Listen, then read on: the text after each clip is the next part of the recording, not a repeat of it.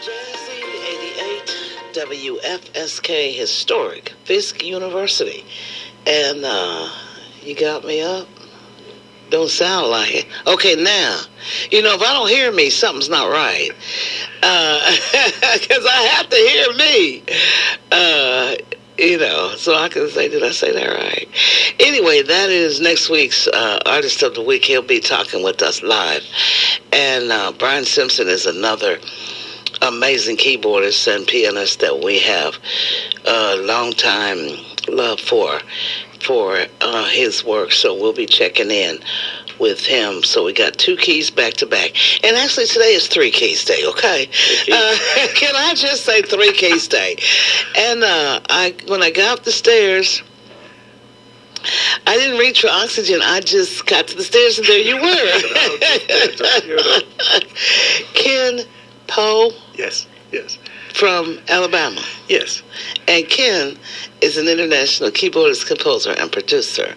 And he also had some 2 singles out. Yes. We played both of them, didn't we? I believe you did. I saw. We did, and that's why you're here. Okay? That's why I'm here. Oh, I love this K. Okay, yeah. God bless you. Yes, we. I love the 88s. Yes. So I'm like, okay, keys, because we get 10 tons of sax. We get all the sax we need, and we get all the drums, Yeah. And we don't get as many pianist keyboardists as everything else. So knowing that that's the case, we get,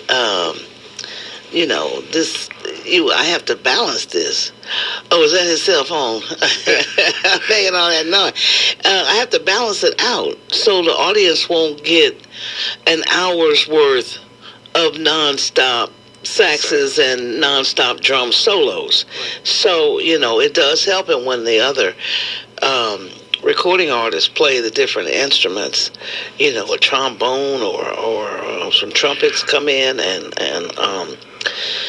we have a few violins out there and, a few this and that's. And I think I heard somebody else playing something else, 2 other things or 3 other things.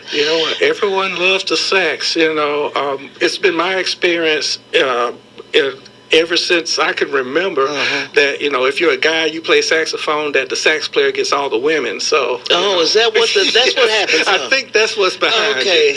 So what the keyboard doesn't get nothing, right? The pianist, y'all don't get nothing. They get to watch the saxophone player get the women. So that's what they get. Well, back in my day, we would say give the drummer some. Seriously. Yeah. But knowing that's the case, you are in town for the music industry event that has first one back since the pandemic, and because I think last year it was virtual. Yes. Okay. How was your drive? Oh, it was very pleasant. No rain, thankfully. I was in Atlanta about a month ago, and that's when we had that tropical storm. Right. And I ended up spending the night in Atlanta. I didn't want to, but there's no problems like that here. Now we've been so far so good here. Right. Yeah. Right. You're in your career and your music career. You have worked and accompanied a lot of folks and worked in that side of it. Yes. This is your first solo project? I actually, this is my first, my first solo release was in 2009. And I've been recording smooth jazz. The first one wasn't smooth jazz. It was more of ambient music. But this is actually my 4th smooth jazz release as a solo artist, yes. So before, were you just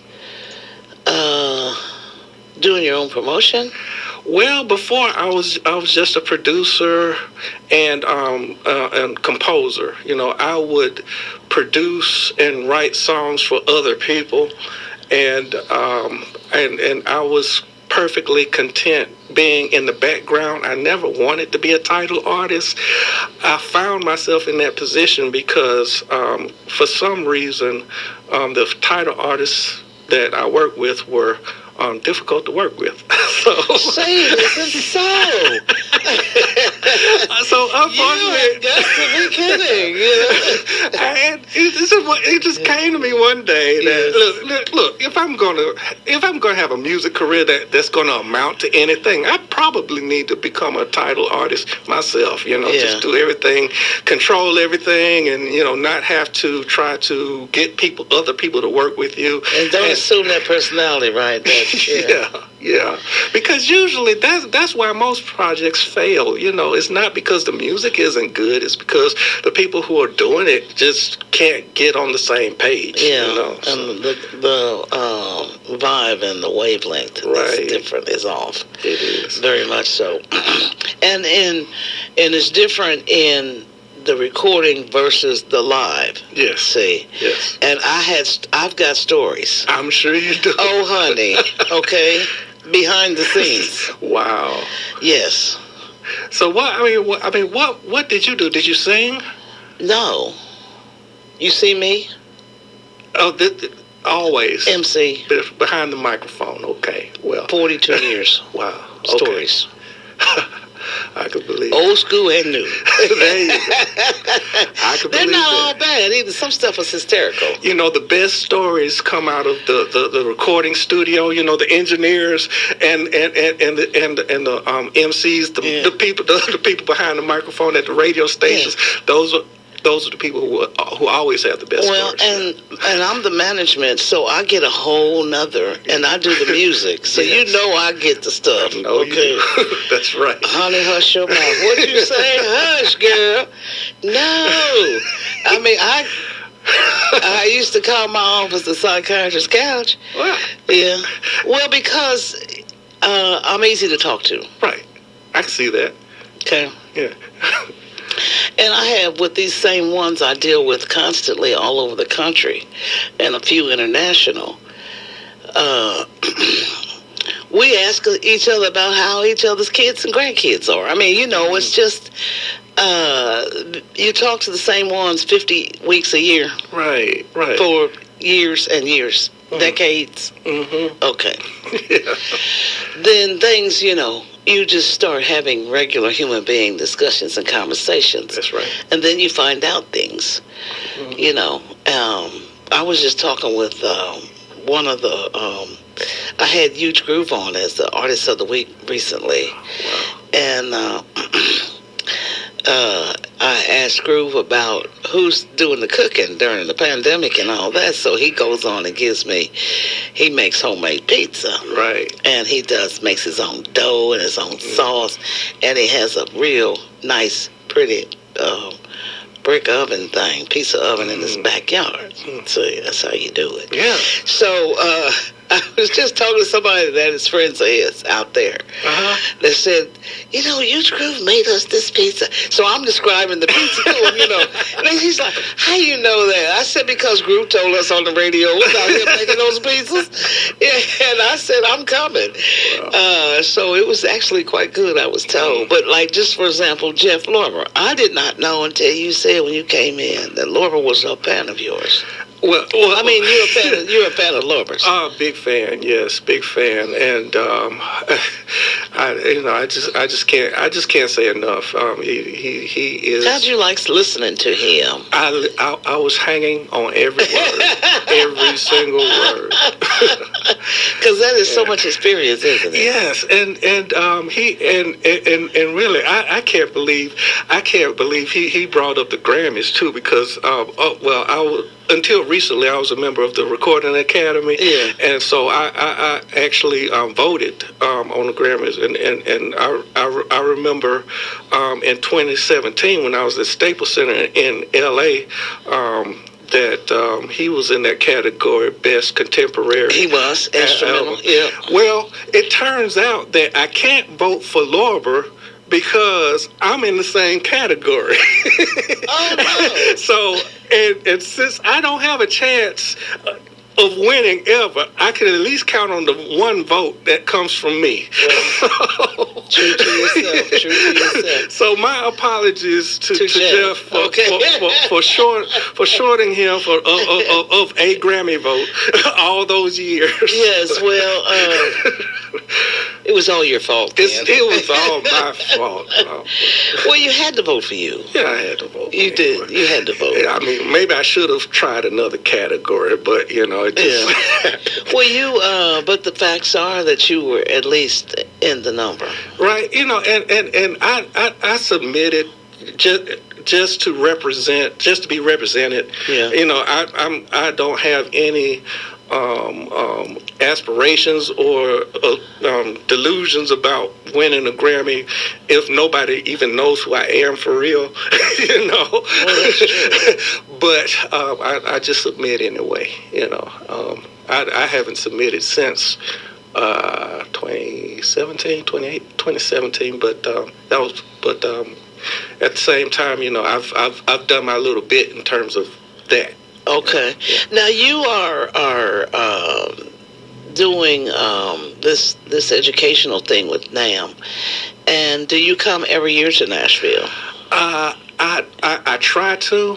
Sometimes I'm in Europe because usually the summer months are when I go to Germany and do our festivals and concerts over there.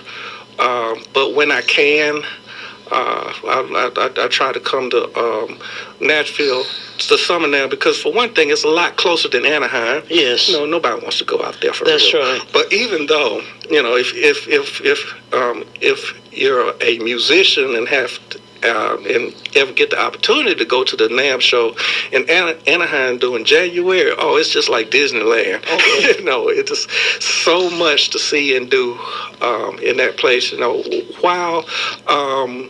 While the Summer NAMM in Nashville is smaller, that's okay because that means it's more intimate. You get to talk to more people one-on-one. And I think in terms of social capital, you could get a lot farther in Nashville than you can in Anaheim. Oh yeah. Yeah. Okay, and I think it's probably the atmosphere has a lot to do with it.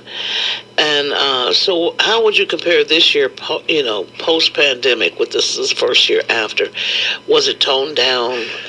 Yes, it was scaled back significantly, and, understandably so.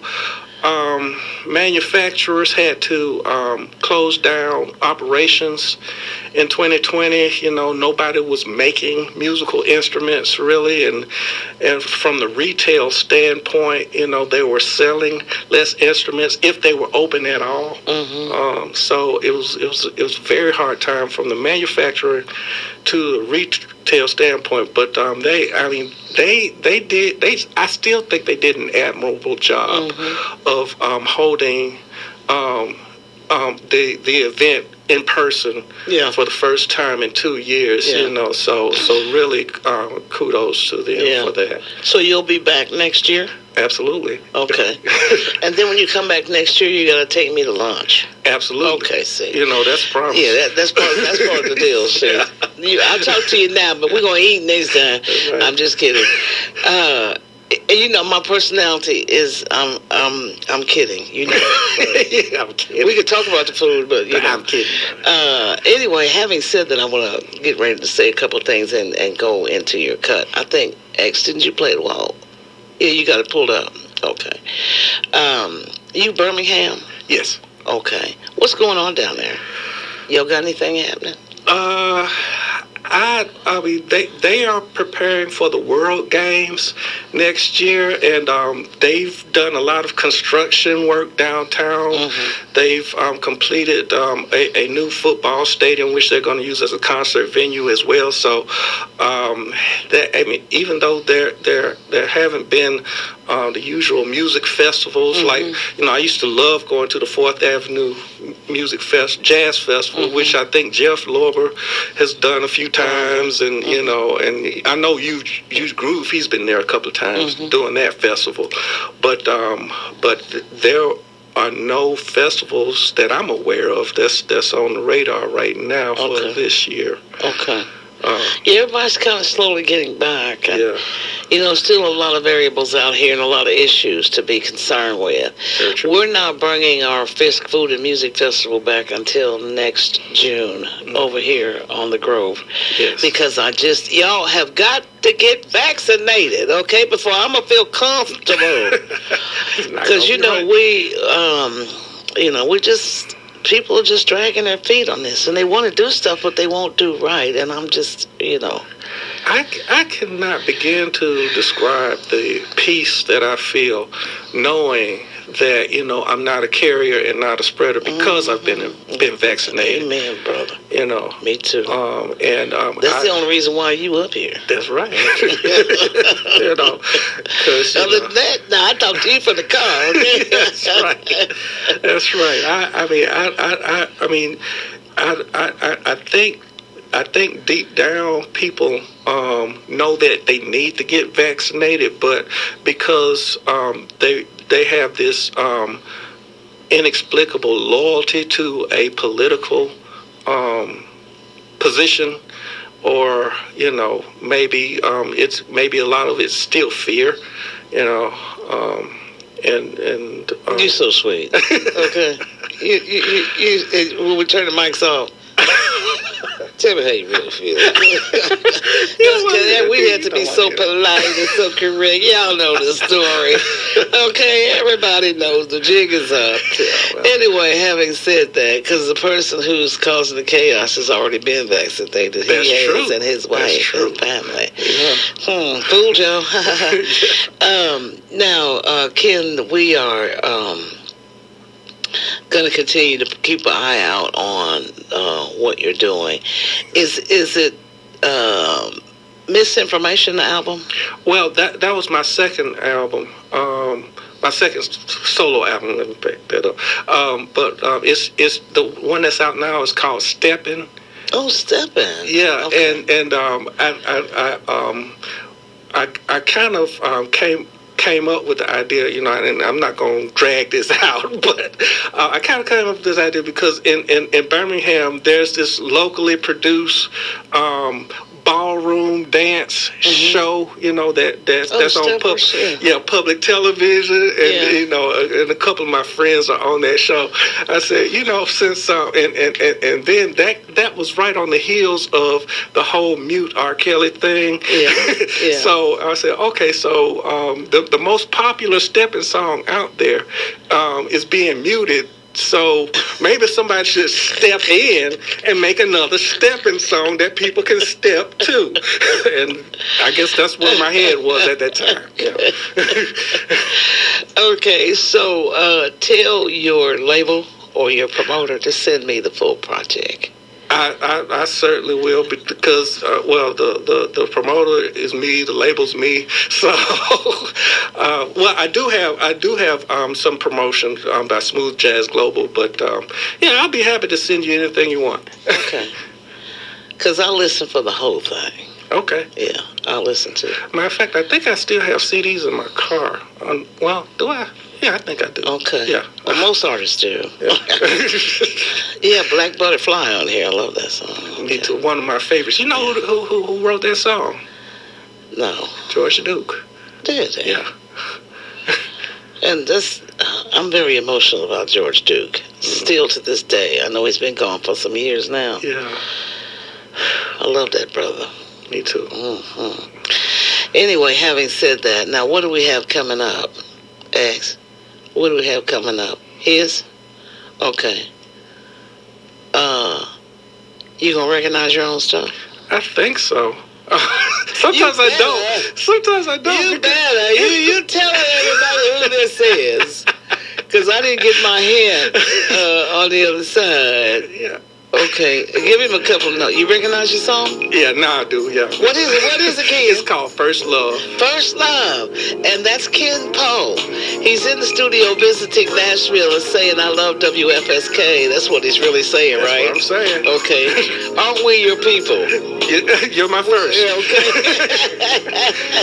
This is Jazzy 88, WFSK.